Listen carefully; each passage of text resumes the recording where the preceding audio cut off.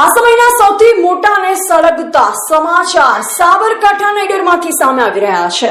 ભાજપના સિનિયર નેતા ઈડર વિધાનસભા બેઠકના ધારાસભ્ય રમણલાલ વોરા અને તેમનો પરિવાર એક ચકચારી જમીન કૌભાંડમાં સંપૂર્ણપણે બેનકાબ થયો છે। બીજા ખેડૂતની ઓળખ ચોરી કરી ખોટા દસ્તાવેજોના આધારે કરોડોની સરકારી અને ખેતીની જમીન પચાવી પાડવાનું આ મહાકૌભાંડ સરકારી તપાસમાં સાબિત થઈ ગયું છે।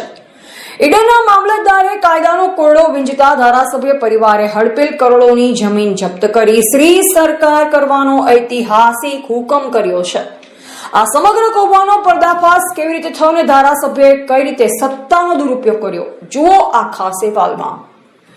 સત્તાના નશામાં કાયદાને ઘોડી પી જવાનો વધુ એક કિસ્સો ભાજપના ધારાસભ્ય સામે આવ્યો છે। ઈડરના દાવડ ગામની સીમમાં આવેલી કરોડોની કિંમતની 7.5 એકર ખેતીની જમીન ખોટા દસ્તાવેજોના આધારે હડપ કરનાર ઈડરના ધારાસભ્ય રમણલાલ ઈશ્વરભાઈ વોરા, તેમના પત્ની કુસુમબેન વોરા અને પુત્રો સુહાગ તેમજ ભૂષણ વોરા વિરુદ્ધ મામલતદાર કોર્ટે લાલ આંખ કરી છે। ઈડરના મામલતદાર પીપી જોશીની કોર્ટે ગણોત કેસ નંબર 1/2025 મોટો ચુકાદો આપતા મુંબઈ ગણોત વહીવટ ખેતી જમીન અધિનિયમ 1948 ની કલમ 8C અન્વયે કડક કાર્યવાહી કરી છે અને વિવાદિત 29750 હેક્ટર જમીન તાત્કાલિક અસરથી જપ્ત કરી સરકારી હસ્તક એટલે કે શ્રી સરકાર કરવાનો આદેશ કર્યો છે।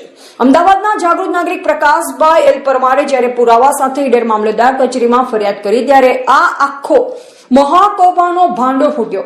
ગુજરાતના કાયદા મુજબ ખેતીની જમીન માત્ર અસલી ખેડૂત જ ખરીદી શકે છે। પોતે ખેડૂત હોવાનું સાબિત કરવા માટે ધારાસભ્ય રમણલાલ વોરાએ વર્ષ 2004 મામલતદાર દસક્રોય અમદાવાદ દ્વારા ઇસ્યુ કરાયેલ ઓગણજ ગામનું એક ખેડૂત ખાતેદારનું પ્રમાણપત્ર રજૂ કર્યું હતું, પરંતુ જ્યારે ઈડર મામલતદારે આ પ્રમાણપત્રની સત્યતા તપાસવા માટે ઘાટલોડિયા મામલતદાર કચેરી પાસે રેકોર્ડ વેરિફિકેશન કરાવ્યું ત્યારે જે સત્તાવાર ગુપ્ત અહેવાલ આવ્યો તેને સૌને ચોંકાવી દીધા। વર્ષ 2004 જે અસલી ખેડૂત પ્રમાણપત્ર ઇસ્યુ થયું હતું તે વાસ્તવમાં રમણભાઈ ઈશ્વરભાઈ પટેલના નામે હતું।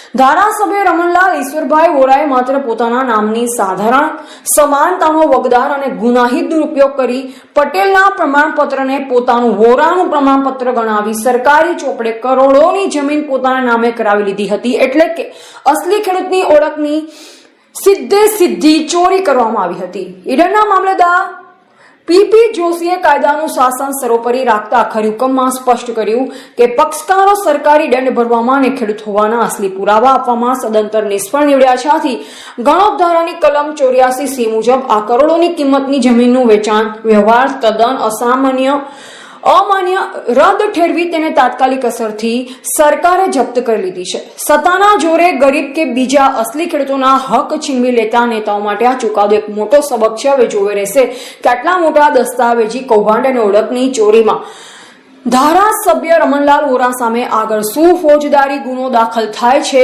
કે નહીં। એવા રાજકમલસિંહ પરમાર, ભારતની અસ્મિતા, સાબરકાંઠા। આ વિસ્તારનું છેલ્લા 30 વર્ષથી પ્રતિનિધિત્વ કરતા માનનીય રમણલાલ વોરા કે જેઓ અગાઉ મંત્રી પણ હતા, સ્પીકર પણ હતા, એ છેલ્લા 2004થી ખોટા ખેડૂત ખાતેદાર બનેલા। પાલજ ગામે ખોટા ખેડૂત ખાતેદાર બની અને બધી જમીનો ખરીદીને કરોડો રૂપિયાનું ટર્નઓવર કરીને છેલ્લે દાવડમાં જમીન ખરીદી હતી, પણ કોંગ્રેસ પાર્ટીએ આ ખોટા ખેડૂત ખાતેદારની સામે કાર્યવાહી કરવા માટે ખૂબ મોટું આંદોલન ચલાવ્યું। કેટલાક લોકોએ આરટીઆઈ એક્ટિવિસ્ટોએ બધાએ ખૂબ પ્રયત્નો કર્યા, પણ આ ભારતીય જનતા પાર્ટીની સરકારે એમની સામે કોઈ કાર્યવાહી કરી નહીં। અને દેર આયે દુરસ્ત આયે એમ આજે માનનીય મામલતદાર શ્રી ઈડર પૂજાબેન જોશીએ એક ચુકાદો આપ્યો છે કે ભાઈ આ ખોટા ખેડૂત ખાતેદાર હતા અને પોતે ખેડૂત ખાતેદાર તરીકેની ખરાઈ કરવામાં એ નિષ્ફળ નીવડ્યા છે। એટલે એમને દાવડ ગામે જે જમીન ખરીદી હતી એ જમીનને ખાલસા કરવા માટેનો ઓર્ડર કર્યો છે। પણ હું તો એમ કહું છું કે પાલજ ગામે 2004માં ખેડૂત ખાતેદાર થયેલા હોય તો એ વખતના મામલતદારે ખોટા ખેડૂત ખાતેદાર તરીકે પ્રમાણપત્ર કેવી રીતે આપ્યું? નંબર 2, પાલજ ગામમાં કરોડોની જમીન હતી, એ ખરીદી હતી, એ જમીન ક્યાં ગઈ, કોના નામે થઈ? દાવડમાં જમીન ખરીદી, એ જમીન બીજાને વેચી મારી અને એની પાસે અત્યારે ખાલસા થઈ, તો અત્યાર સુધીમાં જેટલી જમીનો ખરીદી એ બધી ખાલસા થવી જોઈએ। ભૂતકાળમાં તમને જાણી નવાઈ લાગશે કે ઈડરમાં એક ડોક્ટરે જમીન ખરીદી હતી અને એ ખોટા ખેડૂત ખાતેદાર બન્યા હતા, તો તાત્કાલિક એનો ચુકાદો આપી અને ફોજદારી રાહે કાર્યવાહી કરી અને એમને જેલમાં ધકેલી દીધા હતા પતિ પત્ની બંનેને। તો આ તો આખો પરિવાર છે, આ અમને કેમ ફોજદારી કાર્યવાહી કરવા માટેનો ચુકાદો કેમ માનનીય પૂજાબેને નથી આપ્યો? ફક્ત જમીન ખાલસા કરવાનું જ કેમ? એટલે ભારતીય જનતા પાર્ટીના શાસનમાં દલા તરવાડી જેવી નીતિ છે કે લવ રીંગણો 2-4 એટકી લ્યો ને 10-12 આયો આમને કોઈ કહેનાર નથી. સત્તાધારી પક્ષના લોકો કાયદાને ઘોડીને પી ગયા છે. છેલ્લા કેટલાય વર્ષોથી ચલાવનારું આ આંદોલન આખરે એક હુકમ થયો છે, એનાથી સંતોષ થયો, પણ એનાથી સંતોષ માનવાની જરૂર નથી. ભૂતકાળની અંદર આવા કેટલાય ખેડૂત ખાતેદારો બોગસ પકડાયા અને જેલમાં ગયા, તો શું ભારતીય જનતા પાર્ટીના શાસકો આ રમણલાલ સામે ફોજદારી રાહે કાર્યવાહી કરશે? શું એમને જેલમાં મોકલશે અને શું એમના પરિવારજનોને જેલમાં મોકલશે? અને બીજું કે 2004 થી 2026 સુધીમાં માનનીય રમણલાલે ચૂંટણી પંચમાં જે સોગંદનામા રજૂ કર્યો છે, એ સોગંદનામામાં ખોટા ખેડૂત ખાતેદાર દાખલ થઈ અને સોગંદનામા રજૂ કર્યો છે, તેના ઉપર કોઈ કાર્યવાહી થશે ખરી? પણ અંધેરી નગરીન ગંડુ રાજા જેવી પરિસ્થિતિ છે આ ભારતીય જનતા પાર્ટીના શાસનમાં ગુજરાતમાં. એટલે હું તો કહું છું પ્રજાજનોને કે જાગો, કાયદાનું શાસન પ્રસ્થાપિત કરવા માટે પરિવર્તન કરવું પડશે.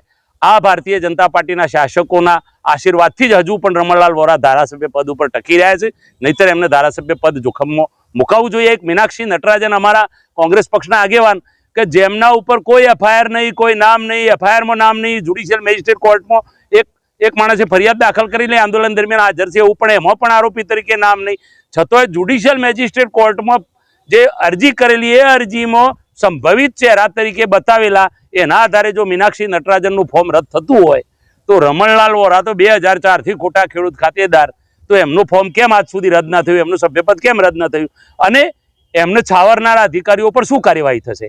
શું સસ્પેન્ડ કરવામાં આવશે? એમને પણ જેલમાં મોકલવામાં આવશે? અથવા તો ગુજરાતમાં આવું કેટલું કૌભાંડ છે, એ કૌભાંડની તપાસ કરવી એ જ એક ચોક્કસ ચર્ચાનો વિષય છે. એ આજનો હું મારી વાત